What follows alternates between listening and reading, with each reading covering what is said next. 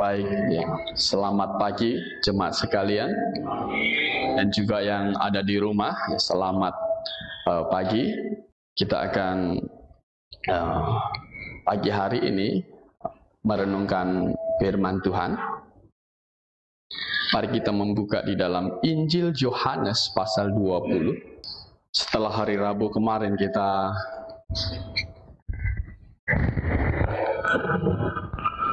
Pak Yus. Setelah hari Rabu kita memperingati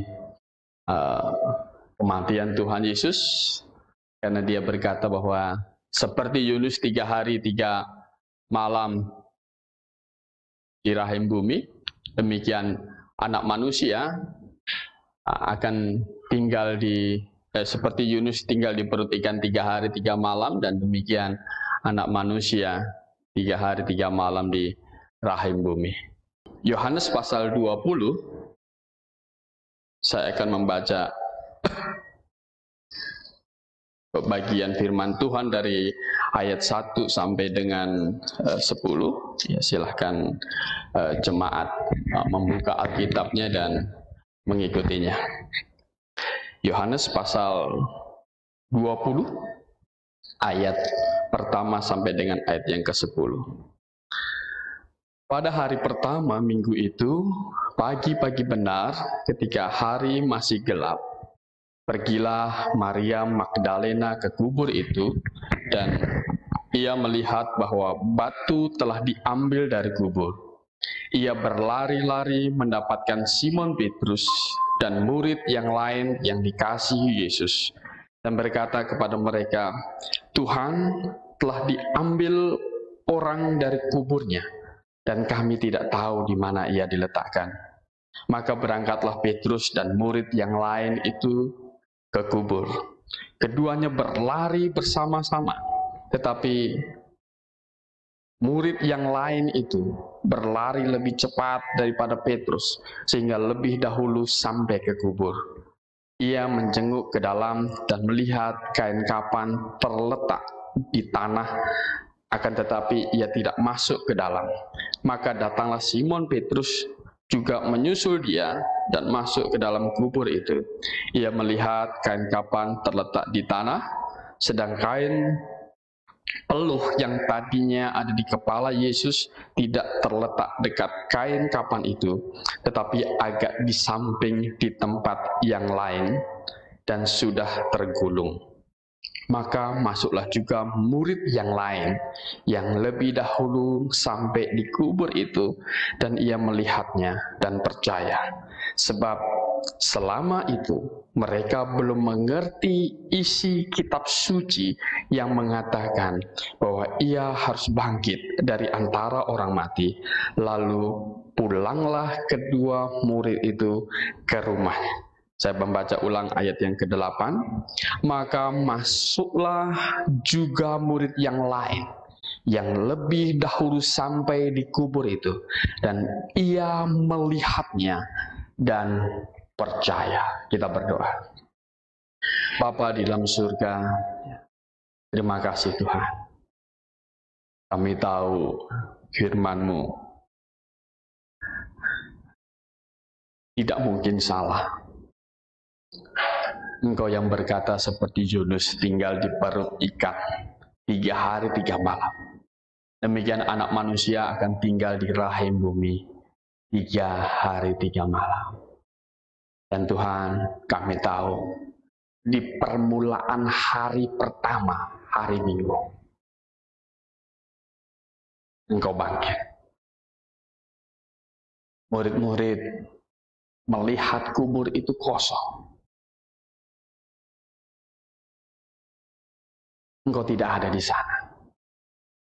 Dan kami sudah membaca cerita dari satu kitab Injil yang menceritakan bahwa murid itu, kubur itu kosong.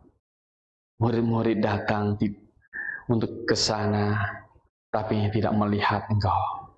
Mereka tahu Engkau bangkit, seperti yang pernah Engkau katakan kepada mereka waktu Engkau hidup di muka bumi. Tuhan, oleh karena itu hari ini Tuhan, kami mengadakan satu kebaktian khusus Tuhan, memperingati kebangkitan. Pimpin kami yang baik yang ada di sini, maupun jemaat yang ada di rumah yang mengikuti kebaktian ini lewat streaming Facebook Tuhan. Berkati semuanya, biarlah akal budi kami dapat mengerti firman-Mu dengan baik Tuhan, hingga kami mendapatkan makanan rohani yang baik. Rohani kami menjadi bertumbuh dengan baik, dan kami mengasihi-Mu. Terima kasih Tuhan, pimpin hari ini firman yang akan kami sampaikan ini. Dalam nama Tuhan Yesus kami berdoa. Amin. Bapak Ibu yang dikasih dalam Tuhan, di Taman Getsemani, murid-murid, 3 orang murid, Petrus, Yohanes, dan Yakobus, waktu itu diminta oleh Tuhan menemani berjaga-jaga waktu Yesus berdoa di Getsemani. Mereka tertidur. Pasti peristiwa itu mereka ingat terus, ya kan? Padahal permintaan yang ringan mereka gagal memenuhinya. Bapak Ibu yang dikasih dalam Tuhan, dan diceritakan di sini juga Petrus, murid yang lain yang dikasihi. Ini siapa? Ini adalah Yohanes. Jadi Petrus, murid yang lain yang dikasihi, dilapor sama siapa? Maria di sini. Dilaporkan oleh Maria. Tetapi apa? Mereka lari dan kubur itu apa? Kosong. Bapak Ibu yang dikasih dalam Tuhan, tentang kebangkitan Tuhan Yesus itu sudah banyak tuduhan. Di awal kekristenan saja, itu sudah ada tuduhan bahwa apa? Murid-murid Tuhan itu yang curi tubuhnya. Maria, ini perempuan katanya, pada hari pertama itu, Maria Magdalena itu pergi ke kubur. Dan dia juga berpikir kasih laporan kepada Petrus. Gitu. Ini Tuhan tidak ada. Gitu. Ada yang curi. Gitu. Bapak Ibu yang dikasih dalam Tuhan. Kalau memang murid-murid yang curi, murid-muridnya pasti akan bilang kepada Maria Magdalena, gitu. Ya, ada di belakang itu, jangan ribut. Ya. Tetapi Petrus, Yohanes, dan Yakobus ini spontan. Ya, dia spontan berlari mengikuti Maria Magdalena itu. Dia cepat. Mungkin Petrus sudah lebih tua. Yang duluan sampai Yohanes yang lebih muda. Ya. Tetapi tidak masuk. Gitu. Petrus yang belakangan terengah-engah, dia akhirnya masuk dan melihat apa? Memang kosong.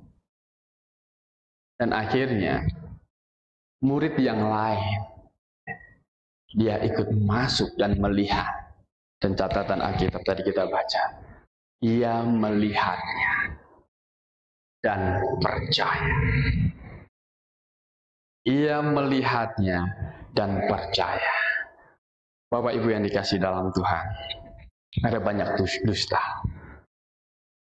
Tetapi murid-murid ini pasti mereka tahu itu dusta. Mereka betul-betul yakin bahwa Yesus bangkit. Kubur itu kosong. Mereka melihatnya dan mereka percaya. Bapak Ibu yang dikasih dalam Tuhan. Oleh karena itu kita akan melihat kepercayaan apa yang timbul dari kebangkitan Kristus. Mereka melihatnya dan mereka percaya. Yang pertama yang bisa kita lihat adalah mereka percaya. Nomor 1, penghukuman atas dosa manusia itu sudah diselesaikan. Bapak Ibu yang dikasih dalam Tuhan. Di atas kayu salib. Gitu. Memang waktu itu murid-murid pada tercerai-berai. Yohanes mengikuti. Gitu. Yohanes mengikuti, Yohanes melihat dari dekat peristiwa itu. Bahkan ketika peristiwa Yesus akan menghembuskan nafasnya terakhir, dia berkata kepada Maria ibunya dan menunjuk kepada Yohanes, "Ibu," katanya, "ini anakmu." Bapak Ibu yang dikasih dalam Tuhan, dia sempat menyerahkan ibunya kepada Yohanes, murid yang muda. Dan Bapak Ibu yang dikasih dalam Tuhan, ya kan? Jadi Yohanes ini ngikutin, dan dia pasti mendengar perkataan Tuhan Yesus sudah selesai. Barulah setelah melihat kebangkitannya, kubur kosong, dia mengerti dengan jelas apa maksud sudah selesai itu. Ya, maut yang harusnya ditimpakan kepada manusia itu sudah selesai ditebus oleh Tuhan Yesus. Selesai, hukumannya sudah lunas dibayar. Bapak Ibu yang dikasih dalam Tuhan, mereka menjadi percaya ini, mereka menjadi mengerti ini. Bapak Ibu yang dikasih dalam Tuhan, Petrus menulis di dalam 1 Petrus pasal 2. Coba kita membukanya. 1 Petrus pasal 2.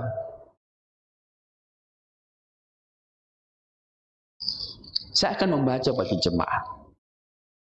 1 Petrus pasal 2 ayat 22 sampai 25. Ia tidak berbuat dosa, dan tipu tidak ada dalam mulutnya. Ketika ia dicaci maki, ia tidak membalas dengan mencaci maki. Ketika ia menderita, ia tidak mengancam, tetapi ia menyerahkannya kepada Dia yang menghakimi dengan adil. Ia sendiri telah memikul dosa kita di dalam tubuhnya di kayu salib, supaya kita yang telah mati terhadap dosa hidup untuk kebenaran. Oleh bilur-bilurnya kamu telah sembuh. Ayat 25. Sebab dahulu kamu sesat seperti domba, tetapi sekarang kamu telah kembali kepada gembala dan pemelihara jiwamu. Oh Bapak Ibu yang dikasih dalam Tuhan, oleh bilur-bilurnya kamu telah sembuh. Ya, Petrus mencatat itu. Apa yang disembuhkan? Apa yang disembuhkan? Apa yang disembuhkan yang adalah yang diselesaikan oleh Tuhan Yesus, yaitu dosa tadi. Kamu tadinya sesat seperti domba. Yesaya mengatakan apa? Masing-masing kita mengambil jalannya sendiri. Sesat. Oh ya, manusia sesat. Gitu kan? Manusia berdosa, sesat. Manusia tidak bisa datang kepada Allah dengan jalannya sendiri. Setiap jalan yang dipilih manusia itu pasti sesat. Itu pasti tidak akan membawa manusia ke surga. Mengapa? Karena upah dosa adalah maut. Gitu. Sementara ide dasar semua manusia adalah masuk surga berdasarkan perbuatan. Masuk surga berdasarkan usahanya sendiri. Masuk surga berdasarkan apa yang harus dia lakukan. Semuanya sesat. Tidak akan sampai. Tapi Kristus menyelesaikannya. Oleh bilur-bilurnya kamu telah menjadi apa? Sembuh. Di atas kayu salib itu. Yesus menanggung bukan sebagian dosa manusia, tapi semua dosa. Di atas kayu salib itu. Sehingga di Getsemani dia berdoa, Bapa, jikalau mungkin biarlah cawan ini lalu. Sekiranya mungkin. Tapi tidak ada. Tidak ada. Biasanya orang yang normal.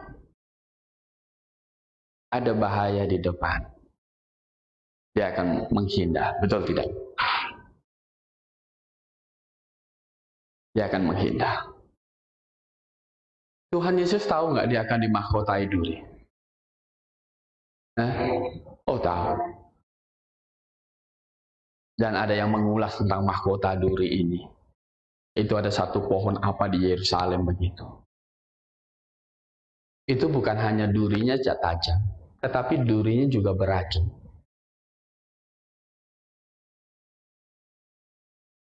Tahu nggak Tuhan Yesus akan dicambuk 40 kali pukulan? Dia tahu. Dan cambuk Tuhan Yesus bukan seperti cambuk ini untuk nyambuk kuda kah atau sapi, bukan. Tetapi cambuk yang di ujungnya, kenapa itu bisa akhirnya melukai tubuh, mencabik-cabik, karena di ujungnya itu diikatkan segala macam yang bisa melukai tubuh. Apapun ikatkan di situ, sehingga ketika itu dihempaskan ke tubuh seseorang, itu bukan cuma memar, tetapi dagingnya pasti ikut terangkat. Yesus tahu. Tapi kenapa dia tidak lari? Ya, bahkan di Taman Getsemane itu Petrus mengeluarkan pedangnya, menetak satu prajurit Malkus, prajurit Mahkamah Agama.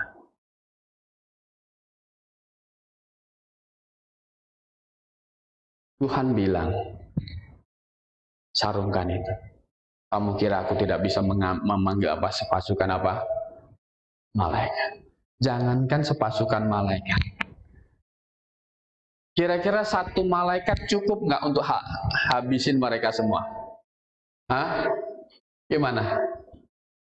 Cukup nggak? Cukup. Satu malam, di malam Paskah pertama di Mesir, malaikat maut lewat. Berapa banyak yang mati? Semua yang sulung di Mesir mati pada waktu itu. Gimana tidak gentar seluruh Mesir pada waktu itu? Malaikat maut lewat. Jadi prajurit Mahkamah Agama itu tidak ada apa-apa. Sarungkan kembali. Dan Tuhan sambung kembali uping Malkus di situ.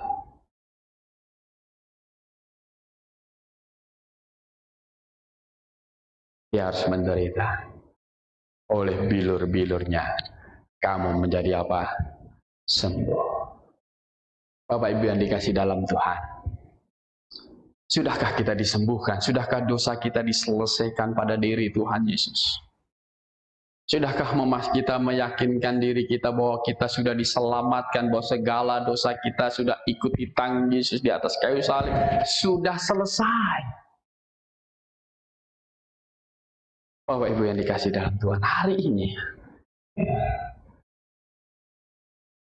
ada orang yang berpikir salah tentang nama Yesus ini. Mereka mau berlagak seperti Yesus berkuasa. Yesus pernah menghardik topan. Dan topan itu apa? Berhenti. Dan kemudian ada pendeta gitu kan, hardik corona, bisa bayangkan gitu. Dalam nama Yesus badai corona, katanya apa? Hentikan. Wih, hebat sekali. Berhenti nggak? Untung berhenti apa untung nggak berhenti? Gara-gara omongan ini. Kalau pas dia ngomong kemudian berhenti badai corona, kita jelasinnya bagaimana? Makin banyak orang disesatkan atau tidak? Tuhan tidak izinkan nabi palsu untuk membereskan hal ini. Tapi kita yang mengerti tidak. Kematian Yesus di atas kayu salib untuk menyelesaikan dosa kita.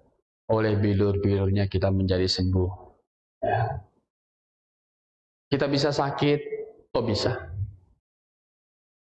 Kita bisa kena wabah ini, oh bisa. Maka kita mengikuti anjuran pemerintah, kita jaga jarak dan lain sebagainya. Di Amerika, di mana banyak orang Kristen Baptis juga, ada satu ibu mertua dari gembala tempel Baptis di sana, meninggal juga karena corona. Bapak Ibu yang dikasih dalam Tuhan. Mengapa? Karena memang Tuhan menyelesaikan dosa manusia. Ini yang paling penting. Ini yang paling penting. Sudahkah kita diselesaikan? Sudahkah kita mempercayai ini? Muridnya datang ke kubur itu, melihat kubur itu kosong. Dan mereka menjadi apa? Percaya. Itu yang pertama. Kemudian yang kedua, mereka percaya apa? Yang kedua adalah apa? Mereka percaya Yesus adalah Mesias yang akan memerintah di atas tahta Daud. Anda ingat cerita ini? Ibu Yakobus sama ibunya Yohanes. Mereka yang bersaudara. Dia datang kepada Tuhan Yesus. Gitu. Tuhan, gitu. Nanti katanya, taruh kedua anakku ini untuk duduk di samping kananmu dan di samping apa? Kirimu. Kira-kira yang dimaksud oleh ibu mereka ini apa? Ibu Yohanes, ibu Yakobus ini apa? Itu dia beriman. Yesus nanti akan jadi memerintah, melanjutkan ke kerajaan Daud, dan mereka minta taruh kiri kanan. Gitu. Mungkin pada waktu itu Yohanes sama Yakobus bingung-bingung. Mama ini bikin malu saja ini. Ya, gitu. Ini pasti malu sama teman-temannya. Mungkin ini ngapain sih ngomong gitu. Nah, ya. Dia belum mengerti mungkin. Belum terlalu jelas. Tapi setelah melihat kubur kosong, mereka menjadi percaya ini adalah Mesias. Karena kalau Yesus mati dan tidak bangkit, itu sama dengan yang lain. Benar nggak?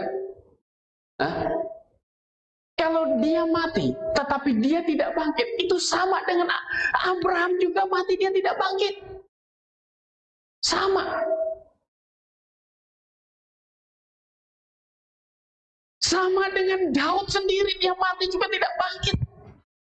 Tidak bisa memerintah Israel selama-lamanya, mereka mati tidak bangkit.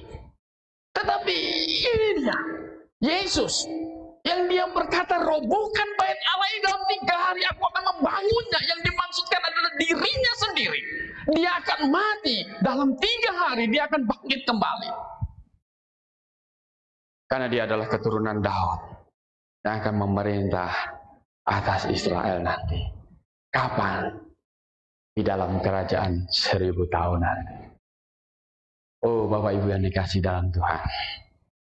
Kalau kita membaca di dalam 2 Timotius pasal 2, coba kita membuka.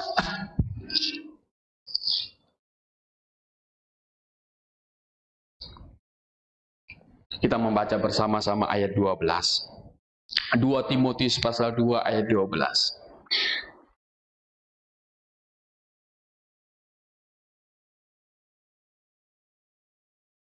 Kita baca sama-sama. 1, 2, 3.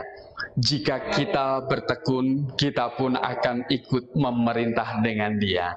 Jika kita menyangkal dia, dia pun akan menyangkal kita. Amin. Haleluya. Jika kita bertekun, kita pun akan ikut memerintah dengan dia. Bapak Ibu yang dikasih dalam Tuhan, catatan sejarah semua rasul itu mati martir.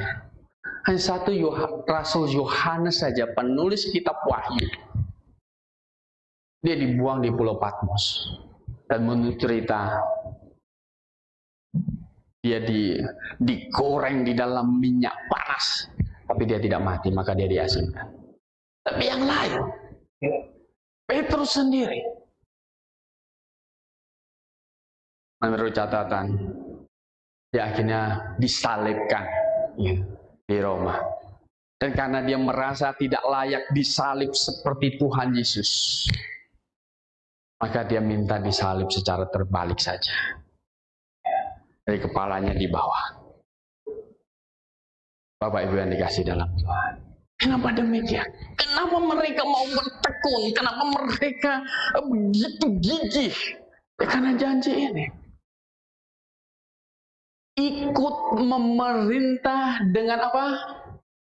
Dia nanti.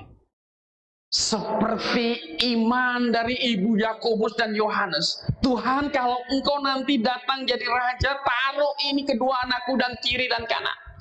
Sama seperti iman penyamun di sisi Tuhan Yesus yang mati bersama dengan Tuhan pada waktu itu. Tuhan, jika engkau datang kelak jadi raja, ingatlah akan aku. Dia tidak minta, dia tidak berani minta taruh di samping kiri atau kanannya karena dia mengerti siapa dia. Dia belum sempat melayani dia. Dia belum sempat berbuat sesuatu untuk Tuhan. Dan dia berkata, ya dia tahu, dia menaruh dosanya pada diri Tuhan Yesus. Dia percaya itu. Bapak Ibu yang dikasih dalam Tuhan. Bagaimana dengan kita? Bertekun, ikut memerintah dengan dia. Bertekun, ikut memerintah dengan dia. Bapak Ibu yang dikasih dalam Tuhan. Seandainya Yesus tidak bangkit, Petrus dan rasul-rasul yang lain itu tidak akan jadi penjala manusia, betul ya? Dia akan balik jadi apa? Jadi nelayan. Dia balik jadi nelayan.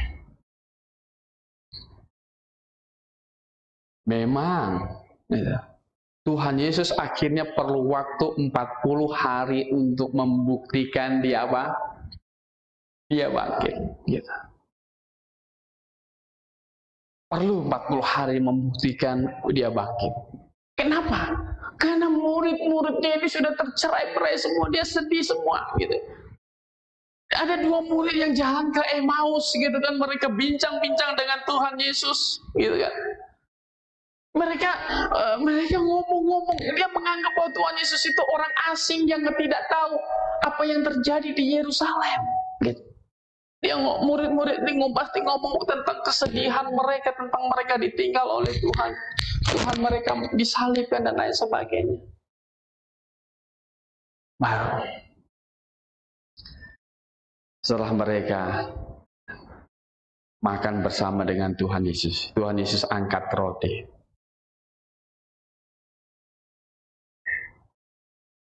Baru murid-muridnya matanya terbuka. Kenapa terbuka? Kira-kira apa yang membuat mereka terbuka? Yang membuat mereka terbuka apa? Tangan yang berlubang paku.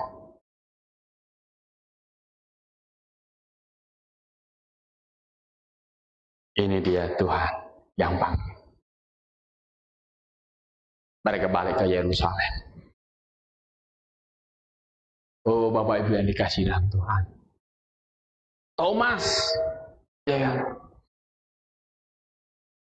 Di minggu di mana Tuhan Yesus berkumpul, datangi satu rumah di mana tertutup, Yesus ada di situ. Datang di tengah-tengah ruangan itu, Thomas tidak ada. Akhirnya apa? Thomas diceritakan kami ketemu dengan Tuhan oleh murid-murid yang lain. Thomas percaya tidak? Ya. Sebelum katanya, aku memasukkan jariku ke bekas paku di tangan. Karena paku yang memakukan Tuhan Yesus itu bukan paku triplek. Kalau paku triplek itu kan nggak masuk, enggak. Itu paling nggak paku yang panjangnya segini begitu, masuk di situ. Maka Thomas bilang, ini masuk, kalau nggak dimasukkan ini saya nggak percaya. Dan lubang di lambung, sekali-sekali aku tidak akan percaya. Yesus datang, kemudian ada Thomas di situ. Dia langsung tersungkur. Ya Tuhanku, ya Allahku. Oh Bapak Ibu yang dikasihi dalam Tuhan. Dari inilah kekristenan tersebar. Yohanes, ya kan, ditangkap sama Petrus, ditangkap oleh mahkamah agama, suruh menghentikan untuk memberitakan Injil. Mereka hanya jawab apa? Silahkan kamu tentukan. Kami harus takut kepada manusia atau kepada Allah?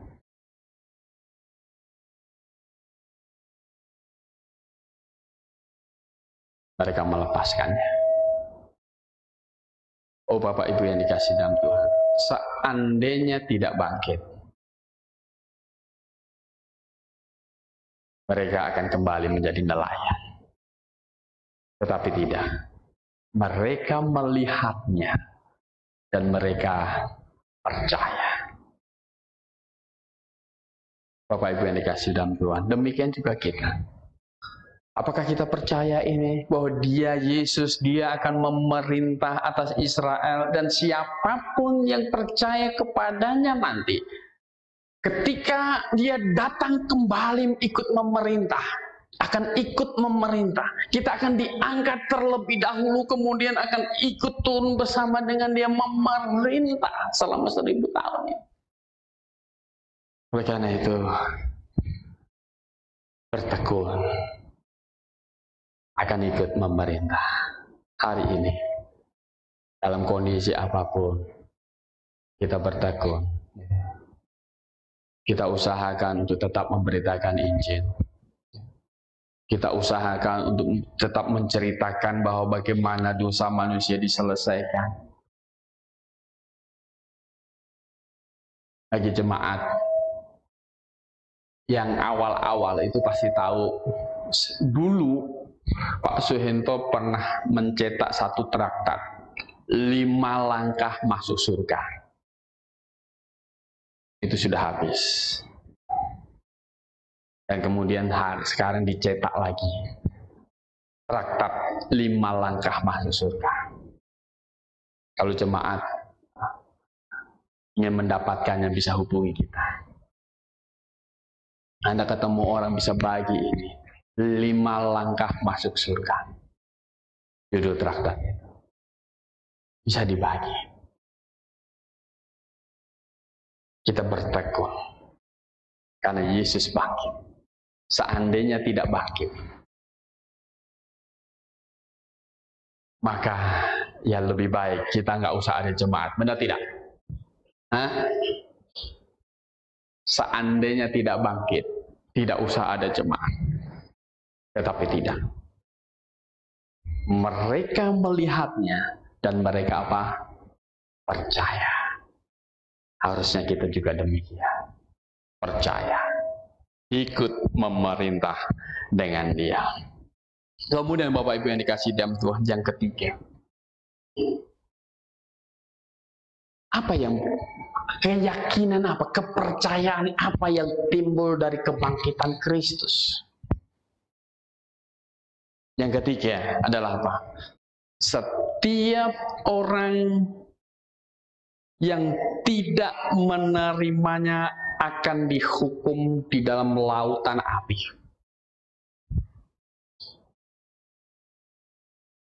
Itulah kenapa murid-murid tidak berhenti memberitakan Injil.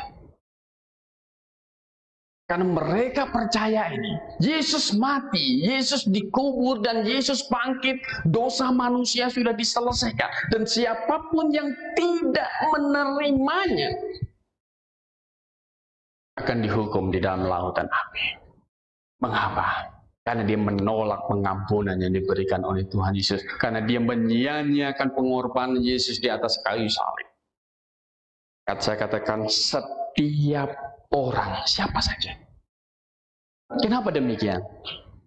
Kalau kita membuka Yohanes pasal 5. Coba kita buka Yohanes pasal 5.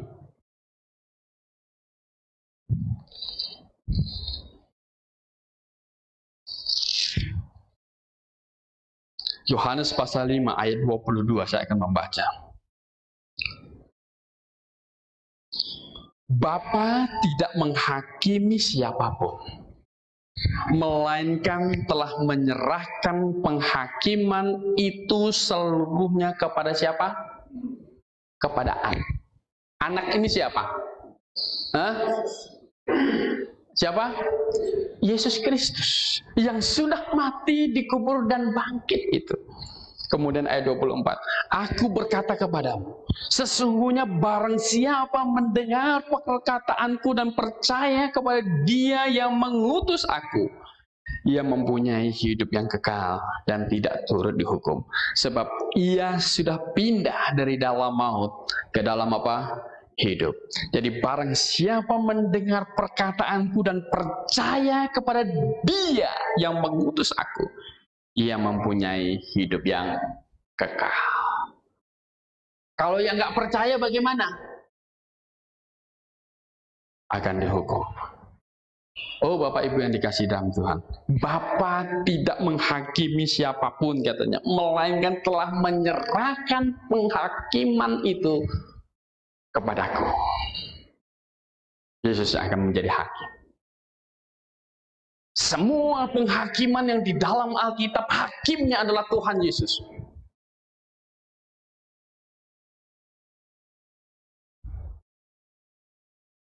Di bema Kristus yang mengadili orang percaya ada siapa?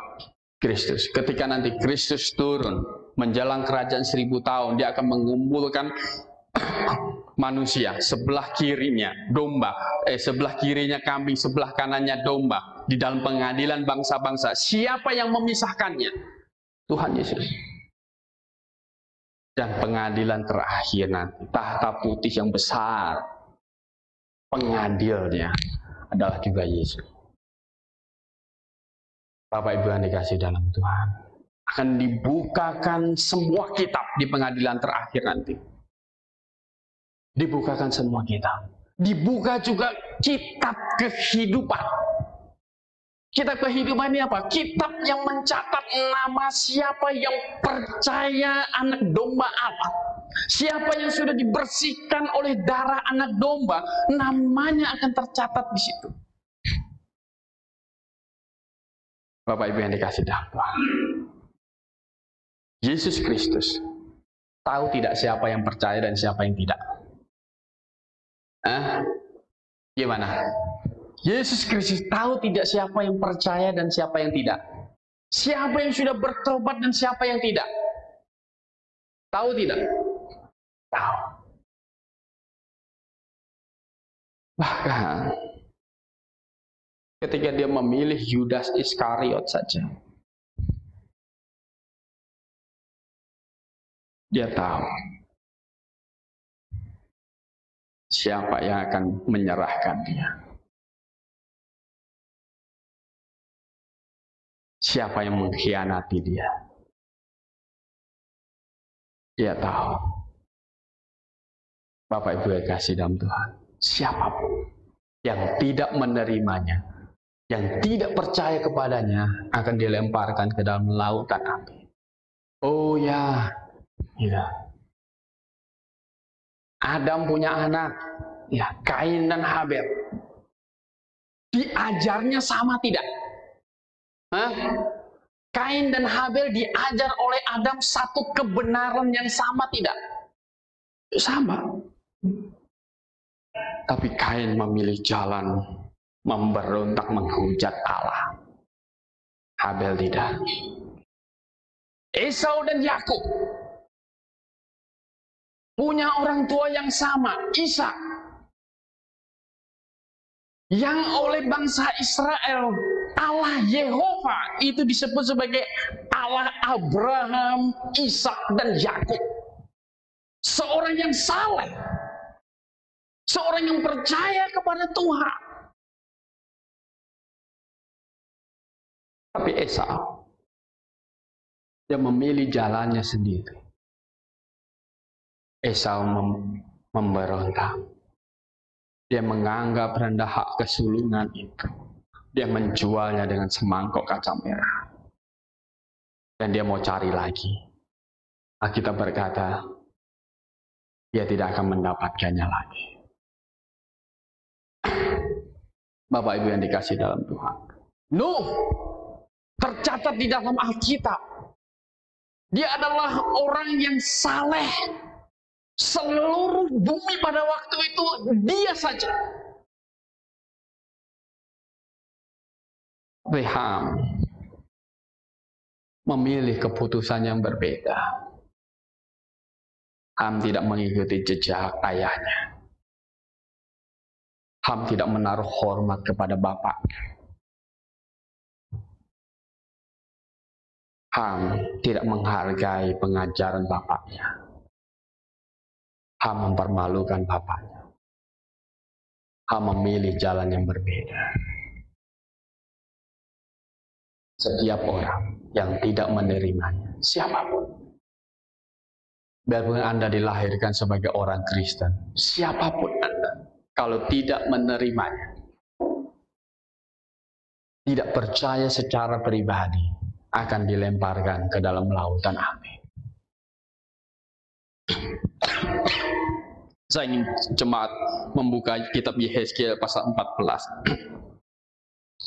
Ayat ini pernah dibaca oleh Pak Diaken Ogdo ketika beliau memimpin pujian di sini. Yehezkiel pasal 14, kita baca bersama-sama.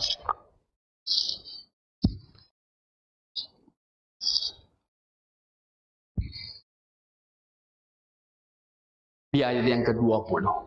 Yehezkiel pasal 14 ayat yang ke-20. Kita baca sama-sama bagian firman Tuhan ini. 1, 2, 3. Dan biarpun Nuh, Daniel, dan Ayub berada di tengah-tengahnya, demi aku yang hidup, demikianlah firman Tuhan Allah, mereka tidak akan menyelamatkan baik anak laki-laki maupun anak perempuan, melainkan mereka akan menyelamatkan hanya nyawanya sendiri karena kebenaran mereka. Sekalipun katanya ada apa? Nuh, orang saleh tidak? Orang beriman tidak? Nuh, Daniel, Ayub, disebutkan tokoh-tokoh yang luar biasa. Gitu. Ayub, gitu. Kalaupun ada di sini, dia tidak akan menyelamatkan baik anak laki-lakinya atau anak apa? Perempuannya. Dia hanya akan menyelamatkan jiwanya sendiri karena kebenarannya.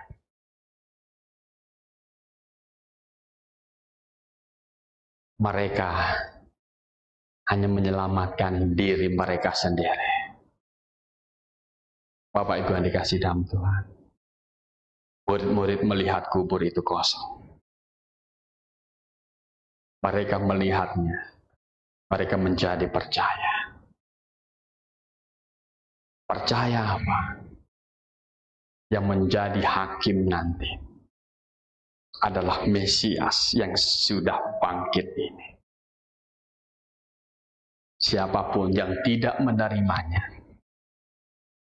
akan dilemparkan ke dalam lautan api. Siapapun. Siapapun. Yang tidak secara pribadi menerima Tuhan sebagai juru selamatnya, dilemparkan ke dalam lautan api. Bapa tidak menghakimi siapapun. Semua penghakiman sudah diserahkan kepada anak, Yesus Kristus. yang mati dikuburkan dan bangkit kembali. Anda percaya ini? Kita berdoa.